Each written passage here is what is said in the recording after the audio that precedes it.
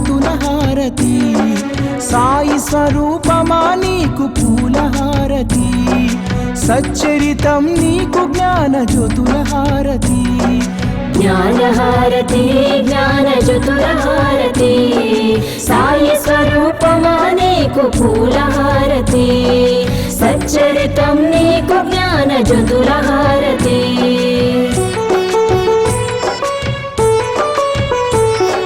నిత్యం నీ లీలా పఠనంలో మేముంటాము, నీ మధుర వచనాలతో మైమరచిపోతాము. నీ తోడుగా భక్తి ప్రేమలను పెంచుకున్నాము.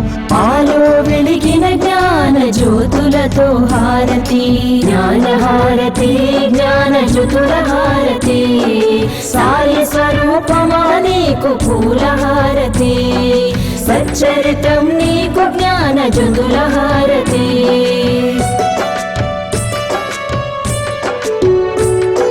సాయి ఆత్మను నీలో నింపుకుంటివి, తనివి తీర సాయిని దర్శింపజేస్తివి. కష్టాలను దుఃఖాలను తరిమి కొడితివి, దయగల తల్లి నీకు ప్రేమహారతి, జ్ఞానహారతి జ్ఞానజ్యోతులహారతి, సాయి స్వరూపమా నీకు పూలహారతి, సచ్చరితం నీకు జ్ఞానజ్యోతులహారతి.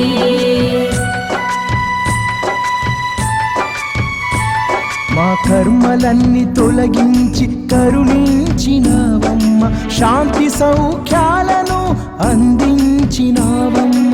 జీవన నావను దరి చేర్చిన నీకు కర్పూర హారతితో నీరాజనం, జ్ఞానహారతి జ్ఞానజ్యోతులహారతి, సాయి స్వరూపమా నీకు పూలహారతి, సచ్చరితం నీకు జ్ఞానజ్యోతులహారతి, జ్ఞానహారతి జ్ఞానజ్యోతులహారతి, సాయి స్వరూపమా నీకు పూలహారతి, సచ్చరితం నీకు జ్ఞానజ్యోతులహారతి, సచ్చరితం నీకు జ్ఞానజ్యోతులహారతి, సచ్చరితం నీకు జ్ఞానజ్యోతులహారతి.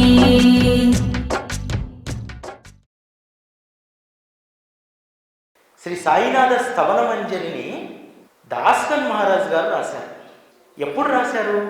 బాబా మహాసమాధికి 36 రోజుల ముందు, 1918 సెప్టెంబర్ 9వ తేదీ గణేష్ చతుర్దశి రోజు శ్రీ దాస్కన్ మహారాజ్ గారు ఇండోర్ సమీపంలో ఉన్నటువంటి మహేశ్వర క్షేత్రం వద్ద, ఆ మహేశ్వర క్షేత్రంలో ఉన్నటువంటి అహల్యాబాయి హోల్కర్ అనేటువంటి ఆవిడ సమాధి వద్ద కూర్చొని ఈ గ్రంథాన్ని, ఈ స్తోత్ర గ్రంథాన్ని వారు రచించడం జరిగింది. ఈ అహల్యాబాయి హోల్కర్కు ఒక చరిత్ర ఉంది. దేశంలో యవనులందరూ కూడా, ఆ యవన సామ్రాజ్యాధిపతులు హిందూ ధర్మాన్ని, మతాన్ని, హిందూ ఆలయాలను ధ్వంసం చేస్తూ ఉంటే ఆవిడ ఆ ఆలయాల పరిరక్షణ కోసం పాటుపడ్డటువంటి ఇండోర్ మహారాణి. ఈరోజు మీరు కాశీ వెళ్తే కాశీ కారిడార్లో అహల్యాబాయి విగ్రహం ఉంటుంది, శివలింగం పట్టుకొని. శ్రీశైలంలో శివాలయం ధ్వంసమైతే ఎక్కడో ఉన్నటువంటి ఇండోర్ నుంచి తన వారిని పంపించి శ్రీశైల క్షేత్ర రక్షణను చేసింది ఆవిడ. అంత గొప్ప ఆవిడ సమాధి ముందు కూర్చొని తనకు ఎంతో ప్రాణప్రదమైనటువంటి శ్రీ సాయిబాబా పైన అద్భుతమైనటువంటి స్తోత్రాన్ని రచించారు. సాయినాథ స్తవనమంజరి స్తోత్రం గురించి ఒక్క మాటలో చెప్పాలంటే, నీ ఆత్మను సాక్షాత్కరింపజేస్తుంది సాయినాథ స్తవనమంజరి. నువ్వు ఎవరు అనేటువంటి దాన్ని నీకు తెలియజేస్తుంది. వాస్తవం ఏమిటనేటువంటిది నీకు అద్దం ముందు నిలబడితే నీ రూపం ఎలా కనిపిస్తుందో సాయినాథ స్తవనమంజరి ఆ విధంగా నీ రూపాన్ని దర్శింపజేస్తుంది సాయినాథ స్తవనమంజరి. ఏముంది సాయినాథ స్తవనమంజరిలో? బాబా యొక్క స్తుతి.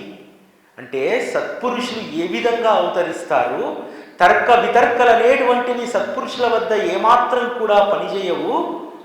దీంట్లో మొదటగా చెప్తారు దాస్కన్ మహారాజ్ గారు, ఆత్మ జీవులు అనేటువంటి విషయంలో జనన మరణాలు కేవలం అవి భ్రాంతి మాత్రమే.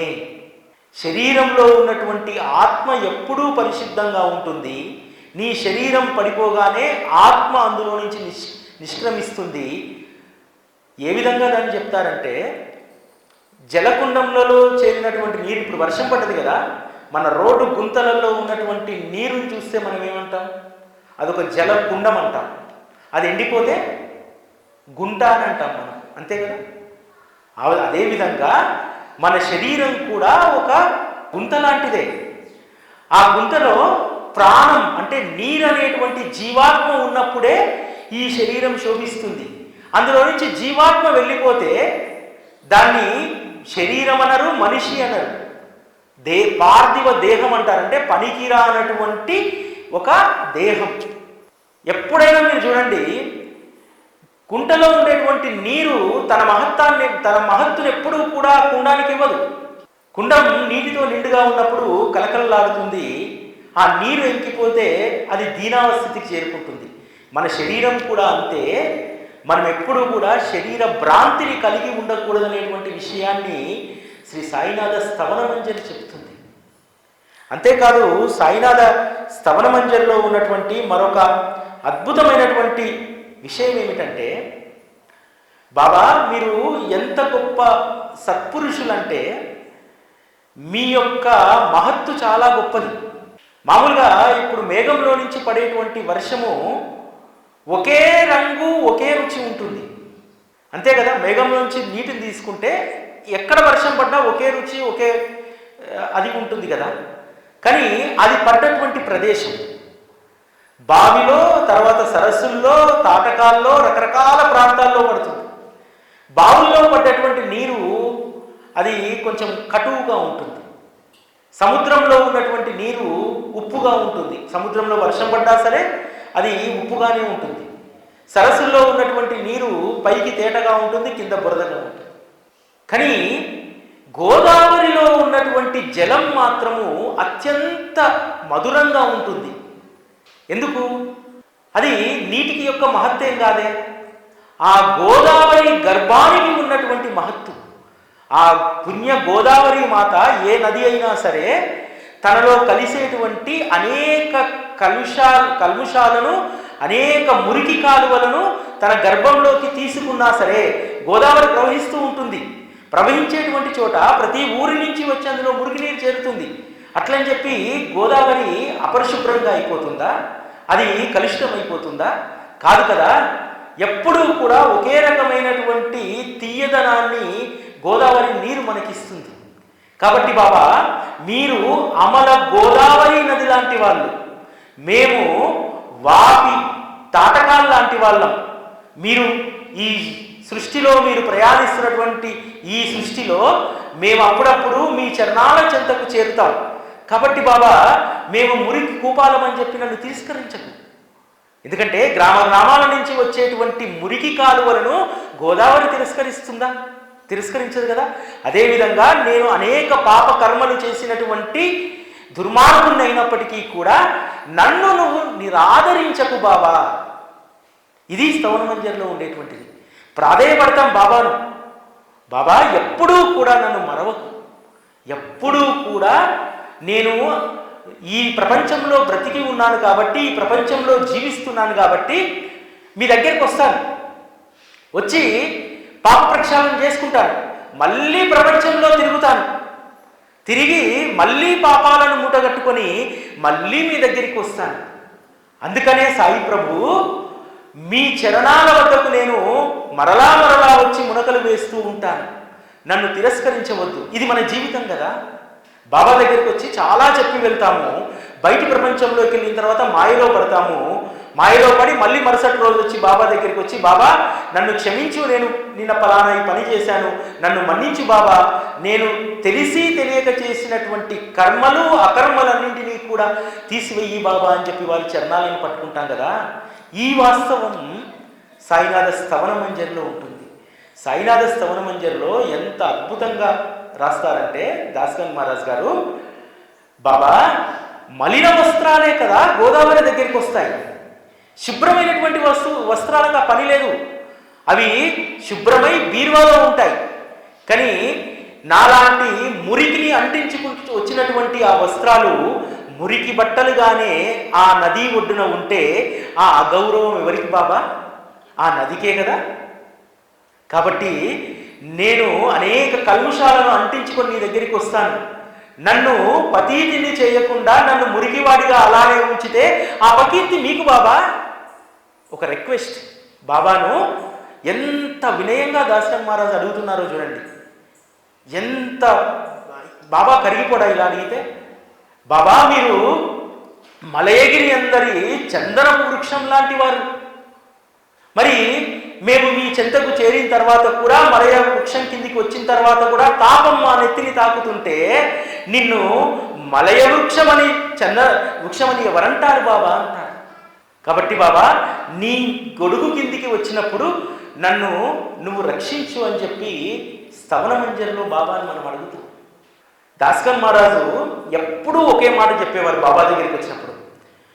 దాస్కన్ మహారాజు రాగానే బాబా అడిగేటువంటి వారు, ఏం గను, ఏం సంగతి, ఏం నడుస్తుంది అని అంటే, ఎలా ఉంది అని చెప్పి కుశల ప్రశ్నలు వేస్తుంటే దాస్కన్ మహారాజు బాబాతో అనేవారట, బాబా ఇవేదో లోకోపచారం కోసం నన్ను క్షేమ సమాచారం అడుగుతున్నారు, కానీ మీ అనుగ్రహ చిత్రం అనేటువంటిది నా తలపైన ఉన్నప్పుడు చూడండి, మీ అనుగ్రహ చిత్రం అనేటువంటిది ఆ ఛత్రి అది నా పైన ఉన్నప్పుడు ఇక నాకెందుకు దిగులు, నాకేం తాపం తగులుతుంది, నా నెత్తెందుకు తడుస్తుంది వర్షంతో? మీ అనుగ్రహ ఛత్రం, మీ అనుగ్రహం అనేటువంటి గొడుగు నా నెత్తిపైన ఎప్పుడు ఉంది కదా బాబా, ఇంకా నాకేమి లోటు అని అంటాడు. అది దాస్కన్ మహారాజు యొక్క గొప్పతనం. దాస్కన్ మహారాజు మామూలు భక్తుడు కాదు. బాబాకు ఉన్నటువంటి కోటాను కోట్ల భక్తుల్లో దాస్కన్ మహారాజు ఒక ప్రత్యేకమైనటువంటి స్థానాన్ని సంపాదించుకున్నటువంటి వారు. దాస్కన్ మహారాజు వారు కీర్తన సాంప్రదాయంలో ఉన్నా సరే మందలో ఒకటిగా లేడు. మందలో ఒకటిగా ఉండడం దాస్కన్ మహారాజుకి ఇష్టం లేదు. తానంటూ ఒక ప్రత్యేకమైనటువంటి స్థానాన్ని నిలబెట్టుకున్నాడు. ఎవరిచ్చారు వారికి ఆ స్థానం? వారు ఆశ్రయించినటువంటి సద్గురువు వారికి ఆ స్థానాన్ని ఇచ్చారు. ఇస్తే ఆ స్థానాన్ని ఎంత గొప్పగా దాస్కన్ మహారాజ్ గారు నిలబెట్టుకున్నారంటే, భారతదేశంలో ముఖ్యంగా మధ్య భారతదేశంలో ఉన్నటువంటి అనేక మంది సాధు సత్పురుషుల యొక్క చరిత్రను దాస్కన్ మహారాజ్ గారు రాశారు. అంతేకాదు వారు గ్రంథం రాస్తున్నా, కీర్తన చేస్తున్నా తనను తాను మర్చిపోయి కనుల నుండి ఆ ప్రేమాశ్రువులు ఎప్పుడూ వారిలో వర్షిస్తూ ఉండేటువంటి అంత గొప్ప వ్యక్తి.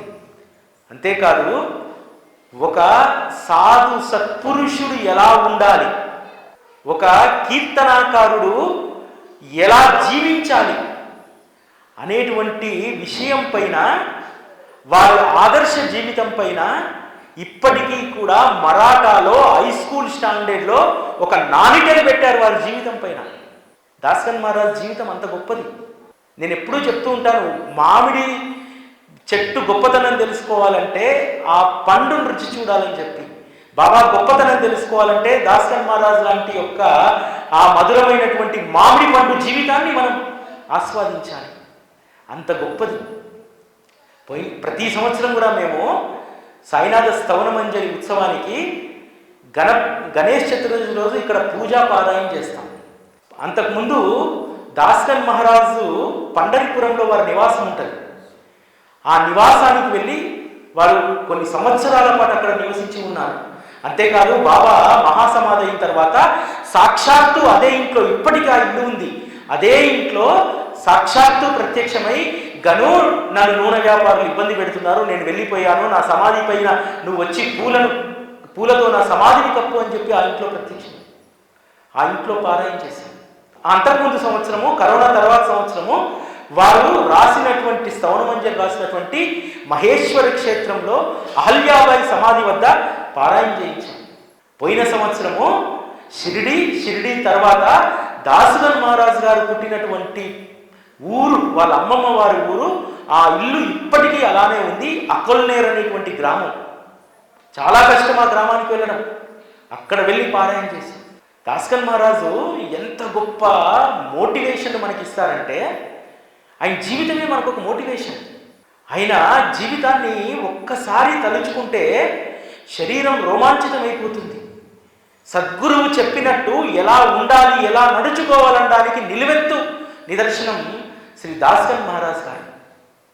1869 పుష్యమాస ఏకాదశి రోజు సహస్రబుద్ధే అనేటువంటి ప్రఖ్యాతిగాంచినటువంటి కుటుంబంలో దాస్కన్ మహారాజ్ గారు జన్మిస్తారు.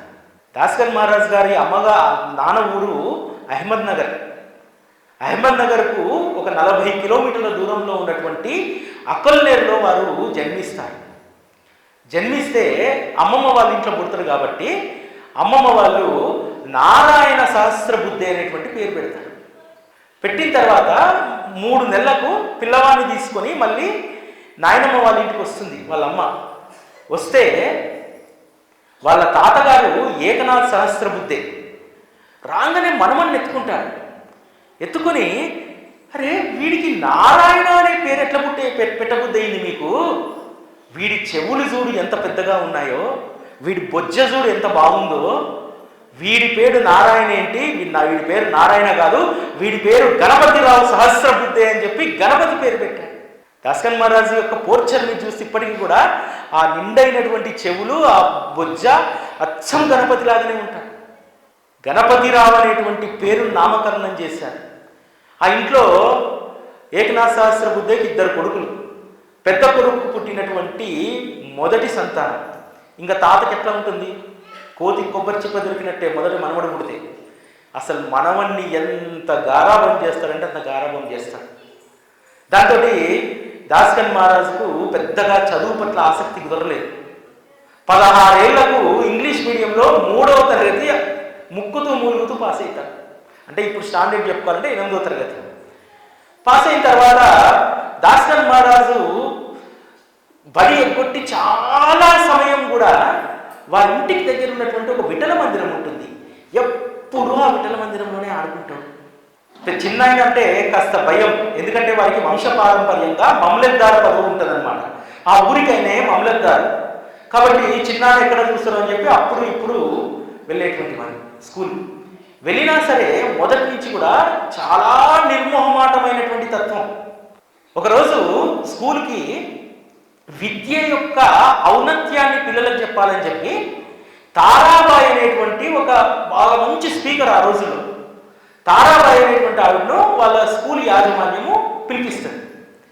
పిలిపిస్తే ఆవిడ అసలు విషయాన్ని మర్చిపోయి చదువు యొక్క ప్రాముఖ్యతను చెప్పడానికి బదులు ఏం చెప్తుందంటే, స్త్రీ పురుష సమానత్వము, స్త్రీలు ఏ విధంగా అణచివేయబడుతున్నారు, స్త్రీల యొక్క గొప్పతనం ఏమిటి, పురుషులు ఏ విధంగా స్త్రీలను ఇబ్బంది పెడుతున్నారనేటువంటి విషయం చెప్తుంది.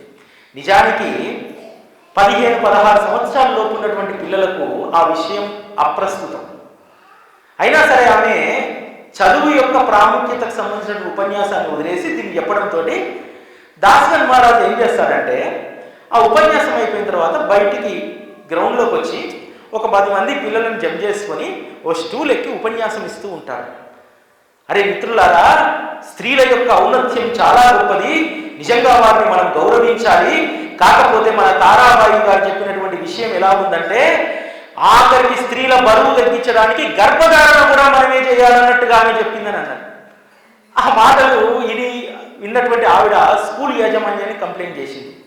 కంప్లైంట్ చేస్తే ఆమె ముందు దాస్కన్ మహారాజును మందలిస్తారు. కానీ స్కూల్ యాజమాన్యం మాత్రం తర్వాత దాస్కన్ మహారాజును మెచ్చుకుంటుంది. ఆమె తప్పే కదా, ఆమె వచ్చి చదువు గురించి చెప్పమంటే స్త్రీ పురుష సమానత్వం గురించి చెప్పింది, ఈ పిల్లలకి ఏమర్థమవుతుంది, ఇప్పటికైనా ఆమె బుద్ధి తెచ్చుకుంటే బాగుంటుందని చెప్పి స్కూల్ మేనేజ్మెంట్ భావిస్తుంది. అట్లా ఉండేది దాస్కన్ మహారాజు గారి యొక్క మనస్తత్వం. అయితే దాస్కన్ మహారాజును ఆ కుటుంబం అంతా ఏమని భావించిందంటే, మమ్లెద్దార్ పదవి ఉంది కాబట్టి వంశపారంపర్యంగా మమ్లెద్దార్ పదవి కంటే కూడా ఆ రోజుల్లో బ్రిటిష్ ప్రభుత్వంలో కాస్త కలెక్టర్ కార్యదర్శి అటువంటి పదవుల్లోకి దాస్కన్ మహారాజు పంపించాలనుకొని మంచి చదువుల కోసం అవసరమైతే ఇంగ్లాండ్ కూడా పంపించాలని, ఎందుకంటే బ్రిటిషర్స్ దగ్గర వీళ్ళకి ఒక పలుకుబడి ఉంది, బ్రిటిష్ ప్రభుత్వంలో మమ్లెద్దారులు కాబట్టి వీళ్ళు అని అనుకుంటే దాస్కన్ మహారాజుకి ఏమో చదువు అవ్వట్లేదు. ఒకరోజు వాళ్ళ చిన్నాయన ఏక్నాథ్ పంత్ దాస్కన్ మహారాజును విపరీతంగా తిడతాడు. ఎందుకు పనికొస్తావు నువ్వు, నీకు చదువు అవ్వట్లేదు, నిన్నేమో విదేశాలకు పంపించి మంచి చదువు చదివిద్దామంటే నువ్వేంది ఇలా తయారవుతున్నావు అంటాడు. వెంటనే ఏక్నాథ్ పంత్ ఎంటర్ అయిపోయి, తాతగారు నువ్వు వారిని ఏమి అంటున్నా సరే నేను అంగీకరించను, నా మనవడు ఖచ్చితంగా ఒక ప్రత్యేకమైనటువంటి స్థానాన్ని సంపాదిస్తాడు, నా మనవడు ఎవరు అందుకోనటువంటి స్థితికి నా మనవడు వెళ్తాడంటాడు. మనవడు పోయినంత నమ్మకం ఏక్నాథ్ పంత్. అట్లా దాస్కన్ మహారాజు సాధారణంగానే తిరుగుతూ ఉంటే ఒక బరోడా సంస్థానంలో ఉద్యోగం పెట్టిస్తారు. అక్కడ తెలిసిన వాళ్ళని పలుకుబడితోటి. అక్కడ కూడా క్రమశిక్షణ లేకపోవడంతో పంపించేస్తారు. తర్వాత వివాహం చేస్తారు. వివాహం చేసినా సరే పెద్దగా బాధ్యతగా ఏమి ఉండదు. అతని కాన్సన్ట్రేషన్ అంతా దేనిపైనంటే మరాఠీలో లావణీలు అంటారు. లావణీలు అంటే శృంగార పాటలు, ద్వంద్వార్థాలు వచ్చేటువంటి శృంగార పాటలను రాయడానికి ఎంతో ఆసక్తి చూపెట్టేటువంటి వాడు. దాస్కన్ మహారాజు దాని మీద ఆసక్తి చూపెట్టడంతో ఒకరోజు వాళ్ళ పిన్ని అంటది, గనో నీ పిన్నాన అంటే నీ చిన్నాన్న పేరు చెప్పుకోకపోతే నీకు ఎక్కడ మంచినీళ్ళు పుట్టవు. ఈరోజు ఉంటుంది మీ చిన్నాన్న దయతోటి, ఈరోజు నువ్వు సమాజంలో నిన్ను గుర్తిస్తున్నారంటే మీ చిన్నాన్న మమ్మల్దార్ జనార్దన్ పంతును చూసి నిన్ను గౌరవిస్తున్నారు అని అంటే దాస్కన్ మహారాజ్ అంటారు, నేను ఈ ఇంట్లో రేపటి నుంచి పచ్చి మంచినీళ్ళు కాదు కదా, నేను మీ వంశం పేరు అసలు చెప్పుకోను, మీరిచ్చినటువంటి ఆ సహస్రబుద్ధి అనేటువంటి పేరు నాకు అవసరం లేదు, నీ వంశం పేరు, నేనుగా బ్రతుకుతానని చెప్పి అప్పుడే పోలీస్ సెలక్షన్స్ జరుగుతుంటాయి. వెళ్ళి అక్కడ ఉన్నటువంటి సెలక్షన్ అధికారి అంటారు, గుర్తుపడతారు, నువ్వు జనార్దన్ పంత్ కొడుకు కదా అని అంటే, కాదు నేను నా పేరు గణపతిరావు అంటాడు. గణపతిరావు సహస్రబుద్ధి అని చెప్పాడు, నా పేరు గణపతిరావు అంటాడు. సర్లే అని చెప్పి సెలక్షన్స్లో మొత్తం మీద సెలెక్ట్ అవుతాడు, కానిస్టేబుల్ అవుతాడు. అయిన తర్వాత శ్రీగోంద్ అనేటువంటి ప్రాంతంలో ఫస్ట్ పోస్టింగ్. ఇక తనలో ఉన్నటువంటి భావకథకు ఒక పరిగెత్తిస్తాడు. భావకథను తనలో ఉన్నటువంటి ఏ స్థితికి వస్తాడంటే, ఆ రోజు ఏదైనా గ్రామంలో ఉత్సవం జరుగుతుంటుందంటే లావణీల వాళ్ళు ఒక 10 రోజులు అక్కడ టెంట్లు వేసుకొని ఆ ద్వంద్వార్థాలు వచ్చేటువంటి శృంగార గీతాలను అక్కడ ప్రదర్శించేటువంటి వారు. దాస్కన్ మహారాజ్ పరిస్థితి ఏమిటంటే, ఈయన ఆ లావణీలు రాయడంలో చాలా ప్రఖ్యాతి సంపాదించాడు. ఈయన లేవక ముందే ఇంటి గుమ్మం ముందు 4 కూర్చునేవారు. ఎవరు? ఈ లావణీలు ఆడేవారు. లావణీలు రాయించుకోవడానికి అంత బిజీ అయిపోయింది. మరి అటువంటి దాస్కన్ మహారాజును మరి ఎట్లా బాబా లాగాడు? బాబా లాగడానికి మధ్యలో ఒక సూత్రాన్ని ఉపయోగిస్తాడు. ఆ సూత్రం ఏమిటంటే, వీరు జాంకేడ్లో పనిచేస్తున్నప్పుడు వీరికి ఒక గురువు పరిచయం అవుతాడు. వారే వామన్ శాస్త్రి. వామన్ శాస్త్రిది ఇక్కడ హైదరాబాద్ నగరమే. ఇక్కడ హైదరాబాద్లోనే వారు విద్యాభ్యాసం చేస్తారు. తర్వాత బెంగళూరు, కర్ణాటకలో కొన్ని రోజులు ఉంటారు. ఆ తర్వాత సంస్కృత గ్రంథాల పరిశోధన, వారు కళ్యాణ్ మహారాజ్ అనేటువంటి ఆ మహారాజ్ సాంప్రదాయంలో ఒక రామదాసిగా వారు ఉంటారు. ఇతను జాంకోయిలో ఉన్నప్పుడు ఒక సంస్కృత గ్రంథ పరిశోధన కోసము బ్రిటిష్ ప్రభుత్వం అతన్ని నియమించి జాంకేడ్కు పంపిస్తుంది. జాంకేడ్లో ఉన్నటువంటి వాళ్ళందరి నోట్లో కూడా దాస్కన్ మహారాజ్ పేరు నానుతుంది. ఎందుకంటే దాస్కన్ మహారాజు మంచి లావణీల రచయితగా బాగా పేరు ప్రఖ్యాతలు సంపాదించాడు. సరే, అందులో కాస్త భక్తి ఉన్నటువంటి వాడు కూడా, శివభక్తుడు, రుద్రాభిషేకం అవి నియమంగా చేసుకుంటాడు. కాబట్టి దాస్కన్ మహారాజును అటాక్ చేస్తారు డ్యూటీ. ఎవరికి? ఈ వామన్ శాస్త్రి గారికి అటాక్ చేస్తే వామన్ శాస్త్రి గారు రోజు చేసేటువంటి అనుష్ఠానం ఇవన్నీ చూసి దాస్కన్ మహారాజులో గొప్ప దైవభక్తి పెరుగుతుంది. వారికి దాదాపు 3 నెలల పాటు సేవ చేస్తారు దాస్కన్ మహారాజ్ గారు. రోజు నిత్య నియమంగా వారికి వండి పెట్టడము, వారి అవసరాలను చూడడం ఇవన్నీ చేస్తారు. అయితే అతను వచ్చినటువంటి పని అయిపోతుంది. వారు వెళ్ళబోతుండగా దాస్కన్ మహారాజ్ అడుగుతారు వామన్ శాస్త్రి గారిని, అయ్యా నాకు ఏదైనా మంత్రోపదేశం చేయండి, మీరే నా గురువు అని అంటారు. లేదు, నేనే మంత్రోపదేశము చెయ్యను అంటే దాస్కన్ మహారాజ్ అంటారు, నేను ఒకటి సంకల్పించుకున్నాను మహారాజ్, నా 1 నెల జీతం నీకు దక్షిణగా ఇవ్వాలని చెప్పి. కాబట్టి నాకు మంత్రోపదేశం చేయండి అంటారు. గను ఒక్క నెల జీతం కాదు, నీ జీవితాన్నే గురు చరణాల వద్ద దక్షిణగా పెట్టాల్సినటువంటి రోజు వస్తుంది నీకు, గుర్తుపెట్టుకో అంటాడు. అట్లా అన్న తర్వాత వారు ఒక శివ మంత్రాన్ని ఉపదేశించి నియమంగా కార్తీక మాసంలో నువ్వు పండరి యాత్ర చేయాలనేటువంటి నియమం పెట్టి వారు మంత్రాన్ని ఉపదేశిస్తారు. వారు అక్కడి నుంచి వెళ్ళిపోతారు. తర్వాత కొన్ని రోజులకు దాస్కన్ మహారాజుకు కబురు పెడతారు. ఏమని? నేను ఇక కాశీకి వెళ్ళిపోతున్నాను, నా అంతిమ గమ్యం అదే అని అంటే దాస్కన్ మహారాజు గారు వారు ప్రయాణించేటువంటి రైలు దగ్గరికి వెళ్ళి బోరును ఏడుస్తాడు. అయ్యా మీరే వెళ్ళిపోతే నా పరిస్థితి ఏమిటి అంటే, గను నేను ఆ రోజు చెప్పాను కదా, నీ జీవితాన్నే గురు చరణాల వద్ద దక్షిణగా సమర్పించాల్సి ఉంటుంది. కాబట్టి నా మాట విని షిరిడీ వెళ్ళు, అక్కడ ఉన్నటువంటి శ్రీ సాయి బాబాను ఆశ్రయించు, ఆయన్నే నీకు మార్గాన్ని చూపుతారంట.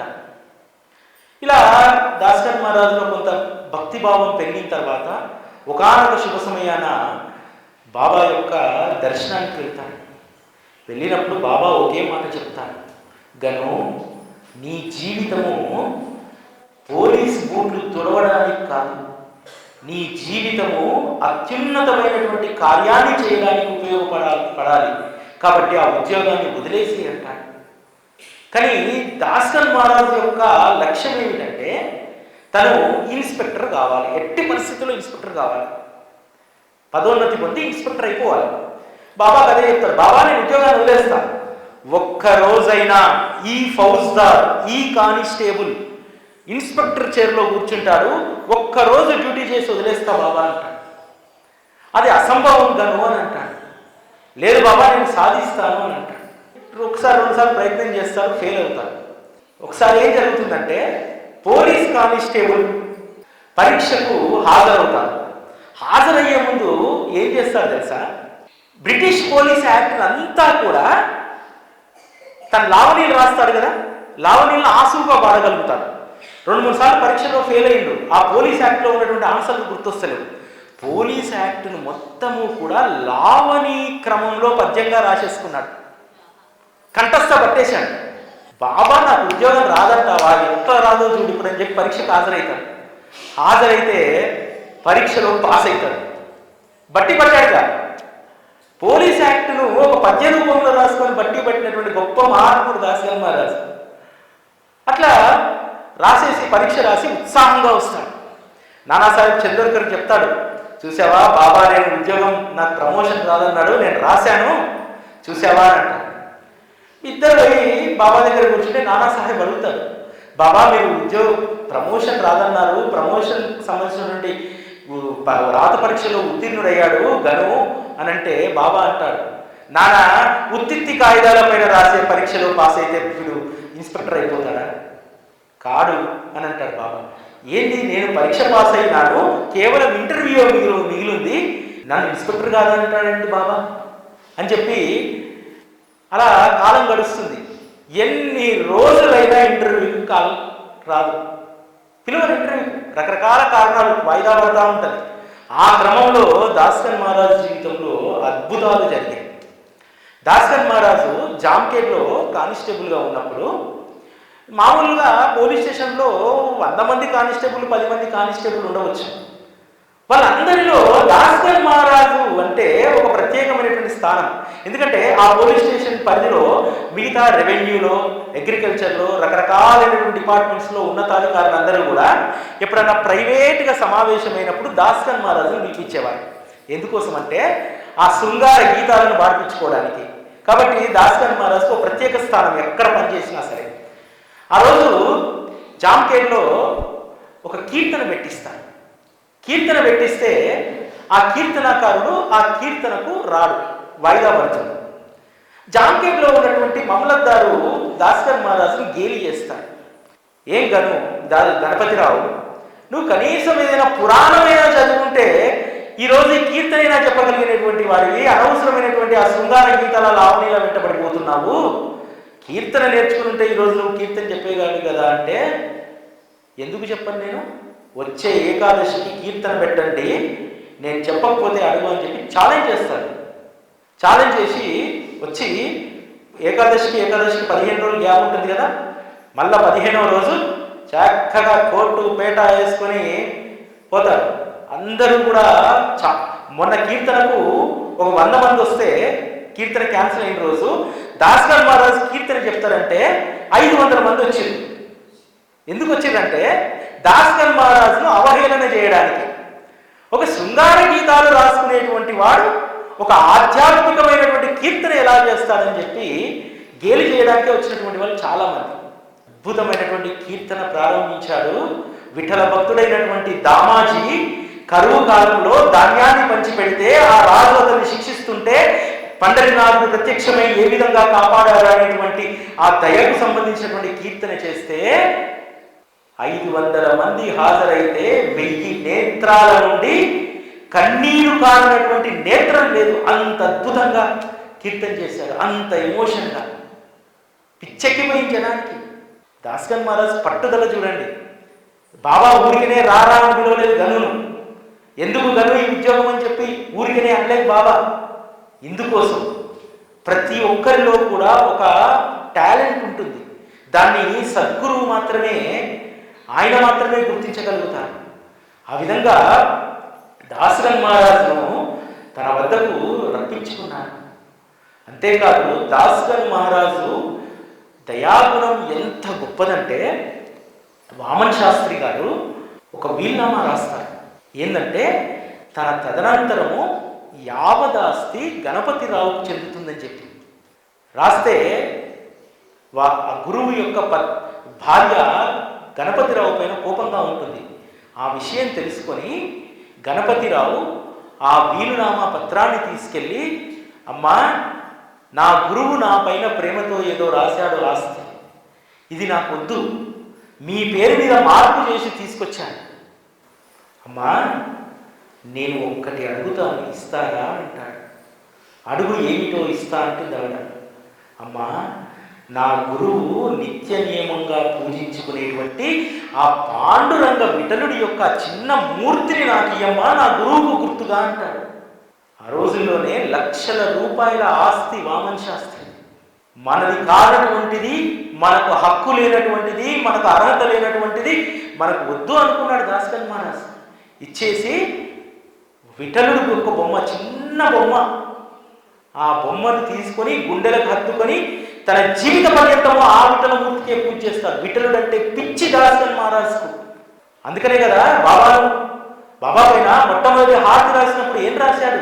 షిరిడి మాఝే పండరిపూర సాయి బాబా రామవార, బాబా రామవార, సాయి బాబా రామవార. అంటే అక్కడ ఉన్నటువంటి రమావరుడు షిరిడిలో ఉన్నాడు, పండరినాథుడే. అంత పిచ్చి దాస్గన్ మహారాజ్కు. తర్వాత కాలక్రమంలో ఖానాబిల్ అనేటువంటి దొంగను పట్టుకోవడానికి వెళ్ళి అక్కడ అనేక ఇబ్బందులు ఎదుర్కొని తనకు ఆరోగ్యం బాగలేదని బాబా రమ్మంటున్నాడు కదా, ఇక తప్పదు, పోక తప్పదు, నేను ఎంత ప్రయత్నం చేసినా జరగట్లేదని చెప్పి నానాసాహెబ్ను పట్టుకొని ఒక సర్టిఫికేట్ తీసుకొస్తున్నారు, దొంగ సర్టిఫికేట్. కాస్త దొంగలను పట్టుకోవడంలో ఎక్కువ, కన్నాబిల్ని పట్టుకోవడంలో ఎక్కువ ప్రెజర్కు లొంగిపోవడం వల్ల గుండె కొంచెం సమస్య వచ్చింది అని చెప్పి ఓ లెటర్ తీసుకుంటాను. తీసుకొని ఉన్నతాధికారికి పోతే, గనువును లేక ఎక్కంచెలు తెచ్చావో నాకు తెలుసు, సర్టిఫికేట్ ఎక్కంచెలు తెచ్చావో తెలుసు, నువ్వు ఆ ఫకీర్ మాటలు పట్టుకొని ఉద్యోగాన్ని వదిలేసిపోతావేంటి, నీకు డిపార్ట్మెంట్లో గొప్ప ఖ్యాతి ఉంది, నువ్వు గొప్ప స్థాయికి పోతావు, వద్దు గను అని చెప్పి ఉన్నతాధికారులు అందరూ లబోదిపోమని చెప్పి అసలు నెల 2 నెలల దాకా ఆ రాజీనామా లేఖను వాళ్ళు ఆమోదించారు. అయినా సరే నేను ఉద్యోగం చేయలేదని చెప్పి వచ్చి బాబా దగ్గరికి వచ్చి, బాబా ఇక నా జీవితం సత్పురుషుల సేవకే అంకితం అని అంటాడు. అంతకంటే ముందు ఒకసారి బాబా ఒక మాట అంటారు.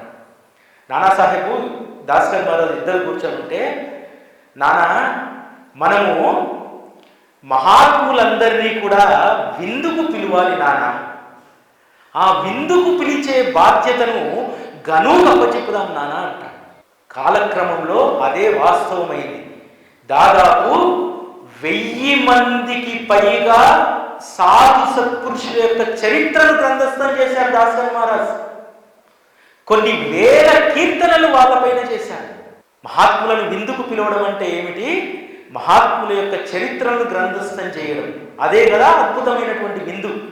దాస్కన్ మహారాజ్ తన జీవితంలో ఎంత గొప్ప ఆత్మానందాన్ని పొందారంటే, దాస్కన్ మహారాజు ఉద్యోగాన్ని వదిలిపెట్టి వచ్చి దిగులుగా ఉంటే బాబా అడుగుతాడు, ఎందుకు గను దిగులుగా ఉన్నావంటే, బాబా నిన్నటి దాకంటే ఉద్యోగం ఉంది, జీతం వచ్చేది, ఇప్పుడు పెన్షన్ కొద్ది మాత్రమే వస్తుంది, ఎట్లా బాబా నేను బతికేది, నా సంరక్షణ ఎట్లా, నాకు కూతురుంది, భార్య ఉంది, వారి పోషణ ఎట్లా అని అడుగుతాడు. బాబా అంటాడు, నువ్వేమి దిగులు చెందకు గను, నేను లేనా అంటాడు. కానీ ప్రాక్టికల్గా ఏం జరిగిందో తెలుసా? దాస్కన్ మహారాజు రిటైర్మెంట్ డబ్బులు, కొంత పెన్షన్ డబ్బులు పెట్టి ఒక పొలాన్ని కొనుక్కుంటాడు. ఆ పొలం పైన కౌలు డబ్బులు వచ్చేవి. తర్వాత వీరు కీర్తన సాంప్రదాయంలోకి వెళ్ళిన తర్వాత ఎక్కడా రూపాయి తీసుకునేటువంటి వారు కాదు. వారికి ఖర్చు లేదు. ఎక్కడ పోతే ఎవడు ఏ భోజనం పెడితే ఆ భోజనం, ఏ ఆవాసం గురిస్తే గుళ్ళో, ఎక్కడిస్తే అక్కడ చాలా నిరాడంబరంగా వారు జీవితాన్ని గడిపారు. ఏమీ ఖర్చు లేదు. పైగా తనకు వద్దకు వచ్చినటువంటి అనేక మంది శిష్యులకు విద్యాబుద్ధులు నేర్పించారు. అంతేకాదు హారతి సాయిబాబా రాసినటువంటి మాధవ్ అడ్కర్ కొడుకును అడ్కర్ చదివించలేకపోతే దాసుగను మహారాజు మాధవ్ అడ్కర్ కొడుకును సొంత డబ్బులతో చదివిపిస్తాడు. తన కీర్తనలకు పోతుంటే రైల్వే స్టేషన్ వెంబడి పిల్లలు సరైనటువంటి వస్త్రాలు లేకుండా ప్లాట్ఫామ్ల పైన పడి ఉంటే వాళ్ళ భుజాల పైన భుజాన ఎక్కించుకొని, వాళ్ళను సంకను ఎక్కించుకొని తనతో పాటు తీసుకెళ్లి కీర్తన సాంప్రదాయంలో గొప్ప కీర్తనాకారులను చేసింది. దాస్కన్ మహారాజు యొక్క ఔదార్యం అంత గొప్పది. అట్లనే ఒకరోజు ఒక అనాథ బాలుడు అనంత్ దామోదర్ అతేవాలే అని చెప్పి, ఆ పిల్లవాడు ఇట్లాగే ఒక దగ్గర అనాథగా దొరికితే, తన 11 ఏళ్ల వయసులో దొరికితే తన వెంట తీసుకెళ్లి సొంత కొడుకులాగా పెంచాడు. అతను కుడిభుజమయ్యాడు దాస్కన్ మహారాజ్. దాస్కన్ మహారాజ్కు ఒక పెద్ద చిరాకు ఏంటంటే, పెన్ను పెట్టి రాయడు, కళ్ళు మూసుకొని ఆసువుగా చెప్తాడు. ఆసువుగా చెప్పేటువంటి దాన్ని దామోదర్ అతేవాలే చాలా స్పీడ్గా రాసేవారట. అందుకనేమో భగవంతుడు కొడుకు లేడు దాస్కన్ మహారాజుకు, కూతురే. దాస్కన్ మహారాజుకు కుడి భుజంగా కొడుకుగా అనంత్ దామోదర్ అతేవాలే అనేటువంటి ఒక తోడునిచ్చాడు. అతని యొక్క కమిట్మెంట్ని చూసి దాస్కన్ మహారాజు ఒక రోజు అడుగుతాడు, దామోదర్ ఒక మాట అడుగుతాను, కాదనొద్దు అని అంటాడు.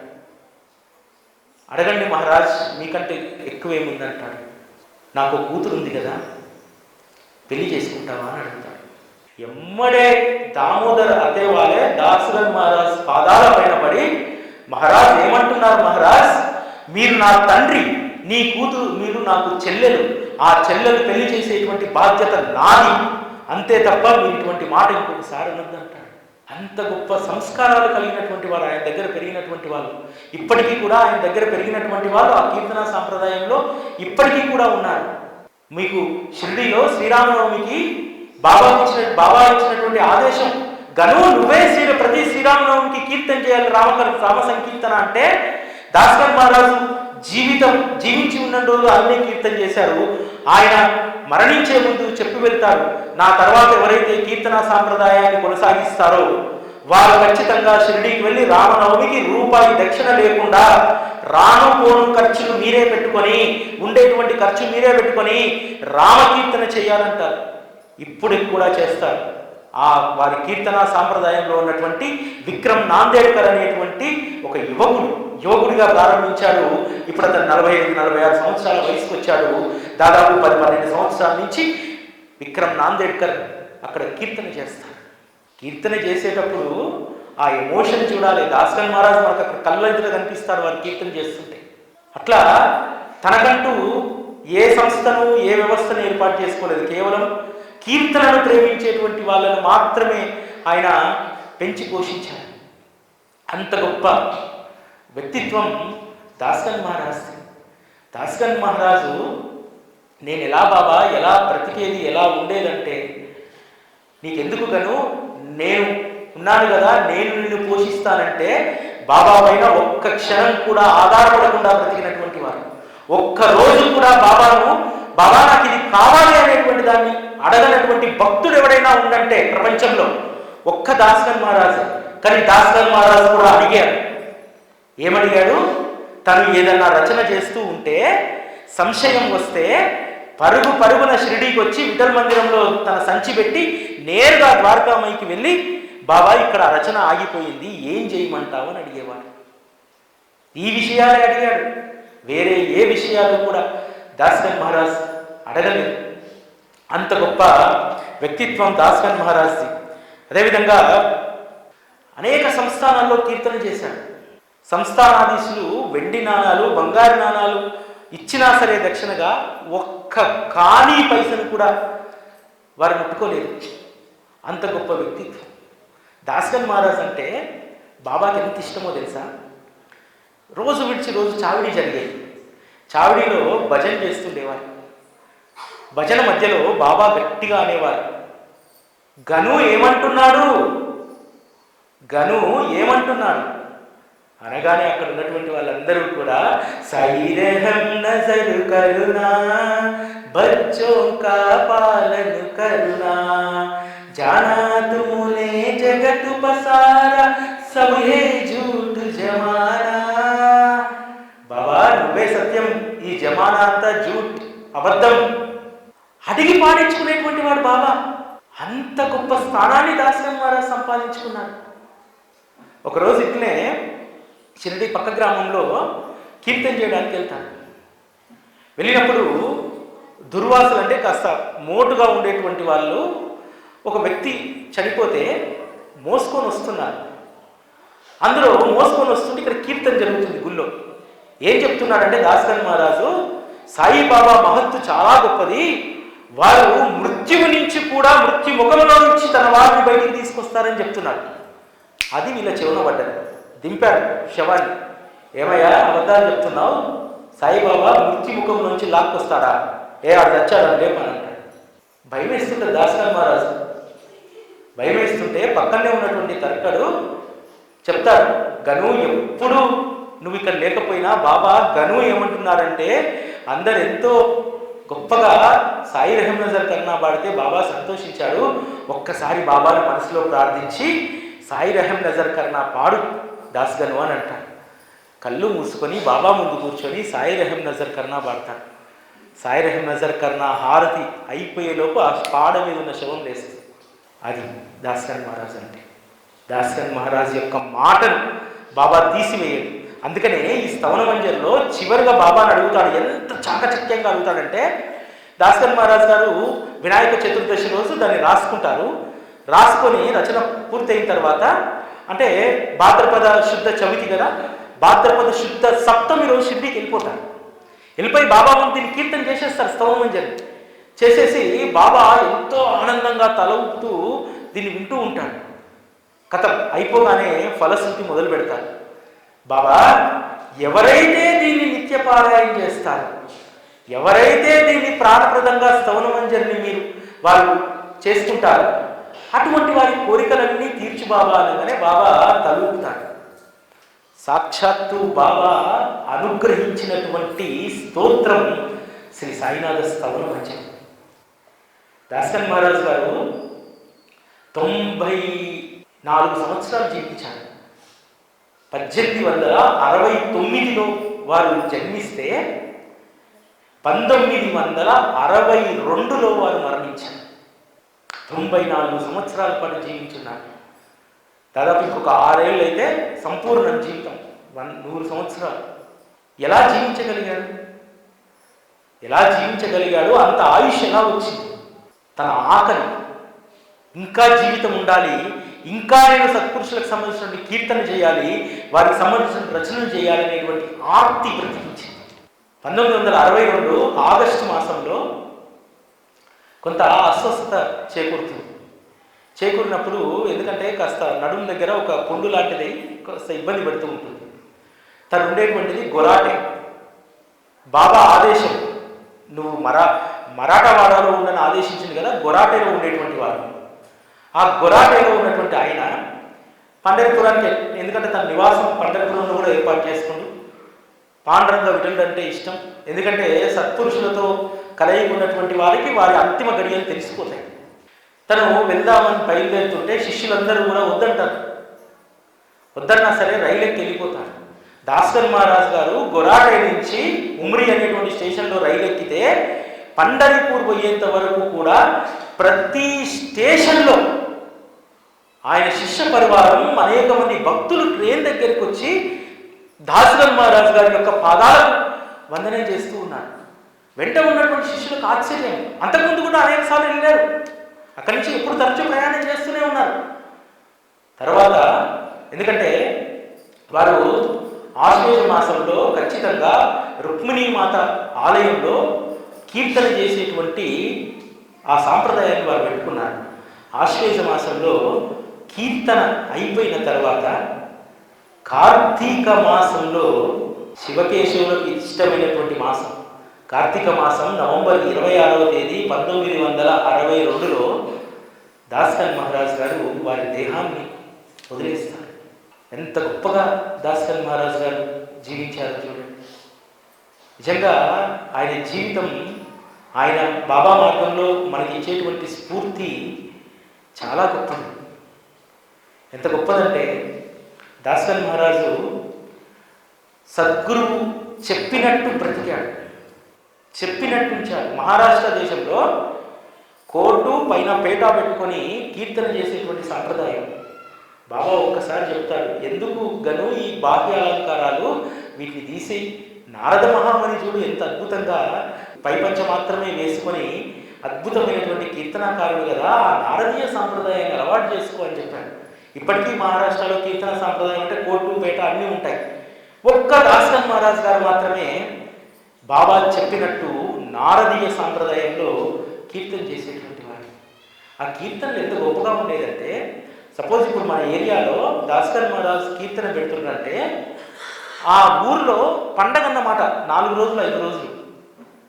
ఎందుకంటే దాస్కన్ మహారాజ్ కీర్తన కోసము మన ఇంట్లో పండగ జరిగితే చుట్టాలను పక్కాలను ఏ విధంగా పిలుచుకుంటామో ఆయా గ్రామాల్లో ఆ రోజు దాస్కన్ మహారాజ్ కీర్తన అంటే అందరినీ అట్లా బంధువులింటికి పిలుచుకునేటువంటి వారు. దాస్కన్ మహారాజ్ కీర్తన అంటే ఒకటి భగవంతుని కీర్తన కాదు, ఆ ఊర్లో ఒక పెద్ద పండగ.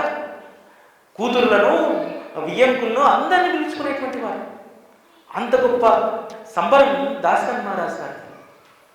దాస్కన్ మహారాజ్ గారు వారి యొక్క శరీరాన్ని చంద్రబాఘ నది తీరాన దహనం చేస్తారు. చేసిన తర్వాత దాస్కన్ మహారాజ్ గారు చివరిగా కట్టుకున్నటువంటి వస్త్రాలను కీర్తన సాంప్రదాయంలో వారి శిష్యులుగా ఉన్నటువంటి వాళ్ళు, గొరాటేలో ఉన్నటువంటి వాళ్ళు ఆ వస్త్రాన్ని తీసుకొచ్చి గొరాటేలో వారు నివసించినటువంటి ఇంట్లో వస్త్ర సమాధిని చేస్తారు. ఇప్పటికీ ఉంది ఆ వస్త్ర సమాధి. దాస్కన్ మహారాజ్ యొక్క వస్త్ర సమాధి గొరాటేలో ఉంటుంది. ఎంత అద్భుతంగా చేశారో తెలుసా సమాధిని. ఆయన యొక్క సమాధిని వారు ఏ సత్పురుషులు అయితే కీర్తన చేశారు, ఏ సత్పురుషుల యొక్క చరిత్ర అయితే రాశారు, ఆ సత్పురుషులు నివసించినటువంటి ప్రాంతంలో అంటే షిరిడి నుంచి, షేవ్గావ్ నుంచి, అక్కల్కోట నుంచి ఇట్లా వారు రాసినటువంటి 100 మంది మహాత్ములు నడయాడినటువంటి పుణ్యక్షేత్రాల్లో నుంచి మట్టిని తీసుకొచ్చి ఆ సమాధిని చేశారు. ఎంత గొప్ప నిబద్ధతతో చూడండి దాస్కన్ మహారాజ్ అంటే. అంత పవిత్రంగా వారు సమాధించారు. ఎందుకంటే వారు సంసారంలో ఉన్నారు. అందున బ్రాహ్మణుడు ఖచ్చితంగా శరీరాన్ని దహనం చేయాల్సిందే, ఖననం చేయాల్సిన వీలు లేదు. అందుకని దాస్కన్ మహారాజ్ కోరుకున్నట్టే పండరిపురంలో, భూలోక వైకుంఠం అంటారు పండరిపురం అంటే, కాశీలో పండరిపురంలో ప్రాణం పోవడం అంటే మామూలు విషయం కాదు. పండరిపురంలో తను కోరుకున్నట్టు ఎటువంటి ఆయాసం లేకుండా సుఖంగా వారి శరీరాన్ని వదిలేశారు. ఈరోజు మనందరి వద్ద దాస్కన్ మహారాజ్ గారు శ్రీ సాయినాథ స్తవన మంజరి రూపంలో మనతో పాటు ఉన్నారు. బాబాను మనకు అత్యంత చేరువ చేస్తున్నారు.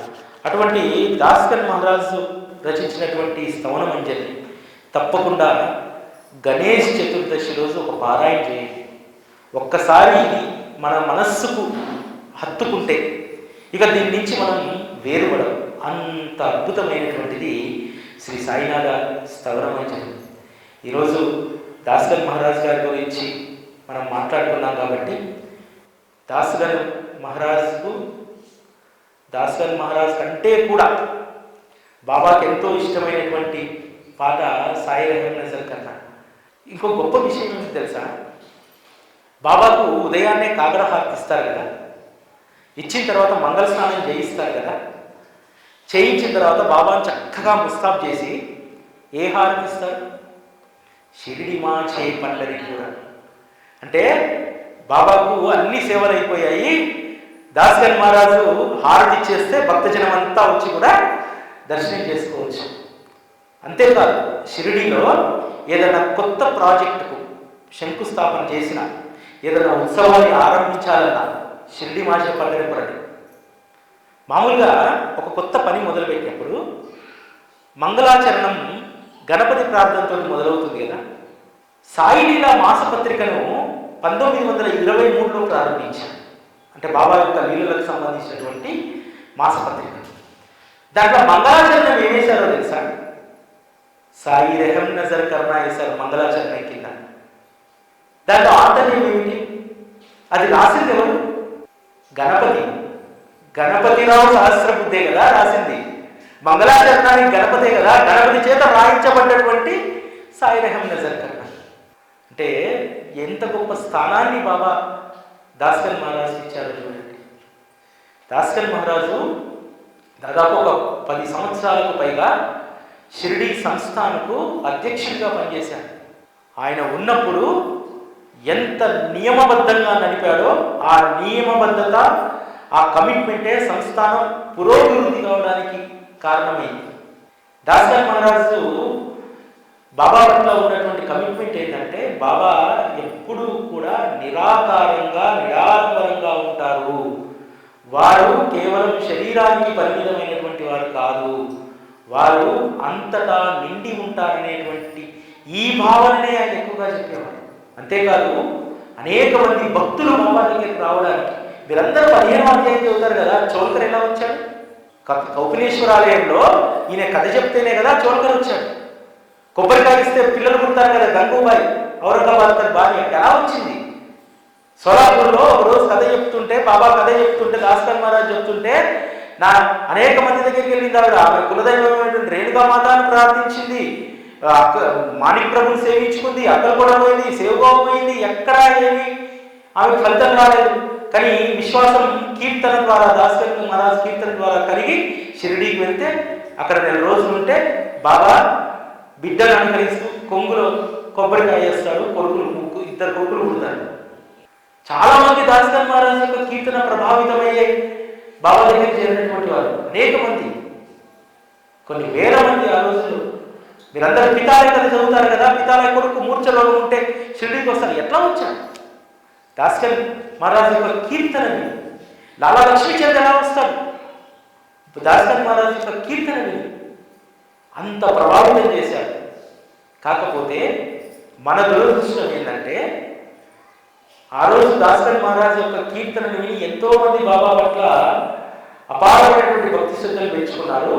ఈరోజు మనకున్నటువంటి ఒక వరప్రదాయి శ్రీ సాయినాథ స్తవన మంజరిని మనం దాన్ని అందుకోలేకపోతున్నాం, గుర్తించలేకపోతున్నాం. ఎందుకు ఎక్కడ జరిగింది ఫెయిల్యూర్? ఎక్కడ జరిగిందంటే, బాబాకు సంబంధించినటువంటి ఇన్స్టిట్యూషన్స్, ఏ ఇన్స్టిట్యూషన్స్ అయితే ఉంటాయో, బాబాకు సంబంధించిన ఇన్స్టిట్యూషన్స్ అంటే ఏంటి? మందిరాలే కదా. బాబా అనగానే ఎక్కడికో పోం కదా, గుళ్ళకే కదా మనం వచ్చేది. ఆ ఇన్స్టిట్యూషన్స్ ఫెయిల్ అయ్యాయి.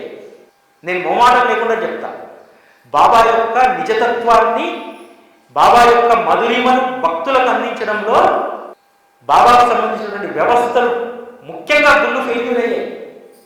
ఏం చెప్తారు? గురువారం పూట గుడికి పోతే హారతిస్తారు, అన్నదానానికి ఇంత అని చెప్పి అనౌన్స్ చేస్తారు, పలానా కార్యక్రమానికి ఇంత, పలానా ఉత్సవం వస్తుంది, పలానా అది వస్తుంది, ఇది వస్తుందని అనౌన్స్ చేస్తారు. వైభవాన్ని బాగా చేస్తారు. గురు పౌర్ణమి అంటే గొప్ప అలంకరణ చేసేస్తారు. ప్రతి వారం అన్నదానం తప్ప ఇంకో ప్రస్తావనే ఉండదు మందిరాలలో. మరి బాబా తత్వానికి సంబంధించినటువంటిది ఎవరు నేర్పాలి భక్తులకు. బడికి వచ్చినటువంటి పిల్లలకే కదా విద్య నేర్పేది మాస్టర్. మరి ఇది మందిరాలు కాదు కదా సాయిబాబా గురువు అంటే. సాయిబాబా సద్గురువు కదా. సద్గురువు అంటే గొప్ప శిక్షణాలయాలు కదా. ఆ శిక్షణాలయాల్లో చెప్పాల్సినటువంటి దాన్ని చెప్పకపోతే మరి ఆ ఫెయిల్యూర్ ఎవరిది? ఎందుకు మనము 1,00,000 మంది సాయిబాబా భక్తులు ఉంటాం మొత్తం దమ్మాయి కూడా ఎతికితే. ఇప్పుడు నేను ఇక్కడ ప్రశ్న అడిగినట్టే ఆ 1,00,000 మందిని కూడా ప్రశ్న అడిగితే 100 మంది చేతులు ఎత్తారు. స్తవనం అంటే ఎవరికి తెలుసు అంటే ఏంటి ఫెయిల్యూర్? ఎక్కడుంది? ఎందుకు దీన్ని మనం సవరించుకోవట్లేదు? ఎందుకంటే బాబా అనగానే ఏదో గుళ్ళో హారతి లేకపోతే అన్నదానము ఈ మాత్రమే మనం చూస్తాం. నువ్వు ఆయన గురించి పరిపూర్ణంగా తెలుసుకోనన్ని రోజులు నువ్వు ఎన్ని హారతులు చేసినా ఎన్ని పూజలు చేసినా అది కేవలం ప్రకటిత భక్తి మాత్రమే. ఆంతరంగిక భక్తి చాలా గొప్పది. ఆంతరంగిక పూజ దీంట్లో రాస్తారు.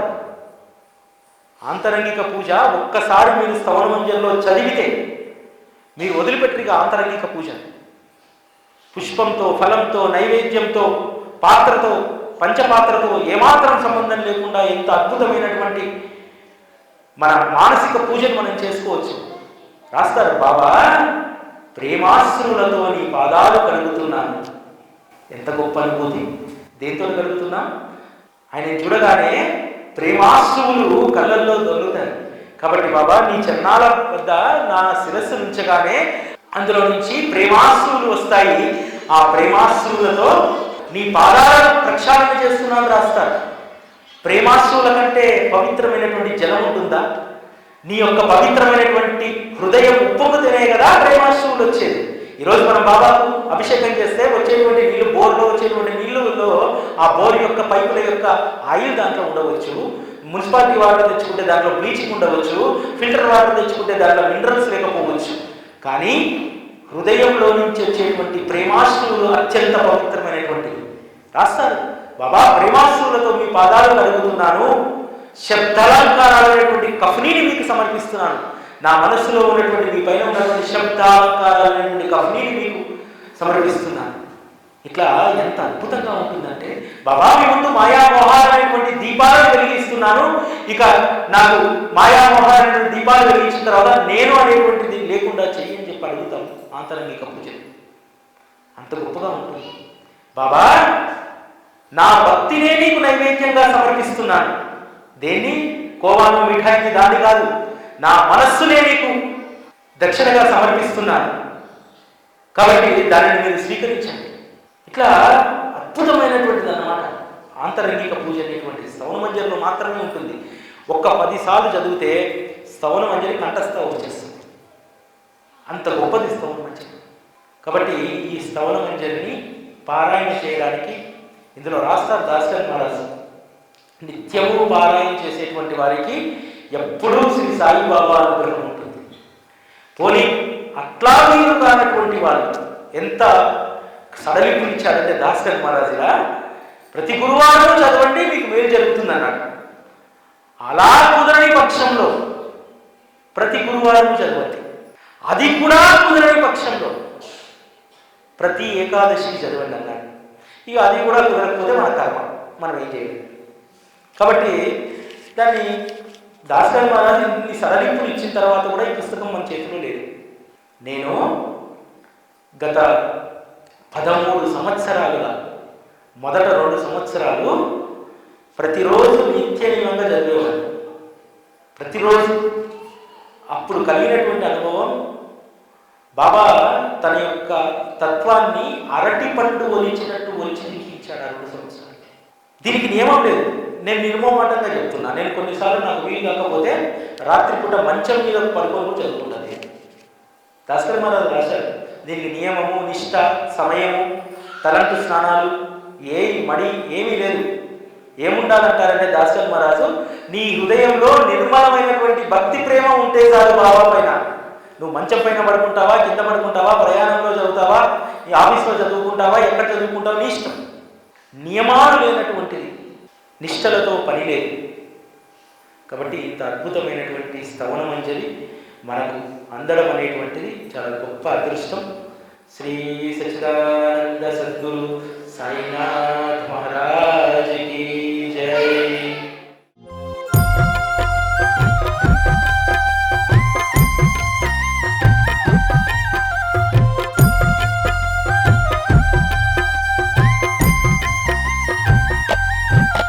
साई रहम नजर करना, बच्चों का पालन करना। साई रहम नजर करना, बच्चों का पालन करना। साई रहम नजर करना, साई रहम नजर करना, बच्चों का पालन करना। बाबा रहम नजर करना, बच्चों का पालन करना।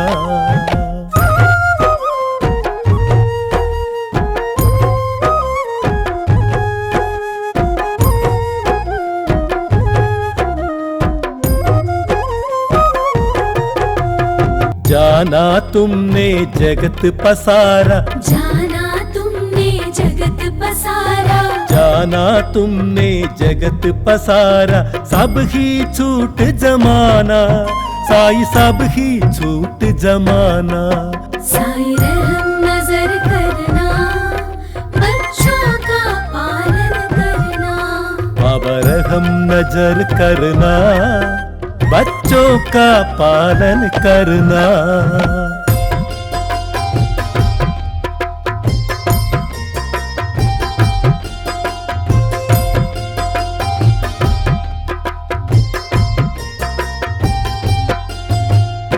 मैं अंधा हूँ बंधा आपका, मैं अंधा हूँ बंधा आपका। मैं अंधा हूँ बंधा आपका, मुझको प्रभु दिखलाना, मुझको प्रभु दिखलाना। साई रहम नजर करना, बच्चों का पालन करना। बाबा रहम नजर करना, बच्चों का पालन करना।